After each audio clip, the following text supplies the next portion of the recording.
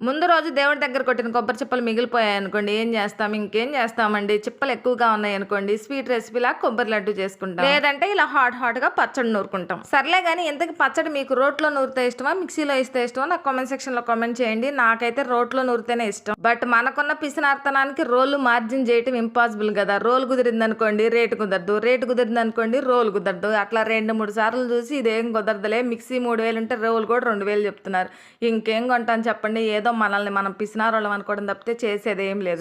Sorry ముచ్చట్లో పడిపోయి process చెప్పడమే మర్చిపోయాను. 30 మినిట్స్ లో చేసుకునే కొబ్బరి పచ్చడి రెసిపీని 30 సెకండ్స్ లో చెప్పేస్తాను, వినేసేయండి. 2 కొబ్బరి చిప్పల్ని చిన్న చిన్న ముక్కలుగా కట్ చేసుకుని వాష్ చేసుకుని పక్కన పెట్టేసుకోవాలి. తర్వాత స్టవ్ మీద ప్యాన్ పెట్టేసుకొని కొంచెం ఆయిల్, ధనియాలు, జీలకర్ర, పచ్చిమిర్చి మనం కట్ చేసి పక్కన పెట్టేసుకున్న కొబ్బరి ముక్కలు, 2 వంకాయలు, ఒక టొమాటో వేసుకొని ఒక 10 నిమిషాల పాటు మగ్గించుకొని కొంచెం చింతపండు వేసుకొని స్టవ్ ఆఫ్ చేసుకోవటమే. ఇంకేముంది, జార్లో వేసేయండి, మిక్సీ తిప్పేయండి, తిరగమాత పెట్టేయండి. ఏంటి అర్థం కాలేదా? అదేనండి, మిక్సీలో వేసి తిరగమాత వేసేసుకోవటమే. సబ్స్క్రైబ్ అబ్బా.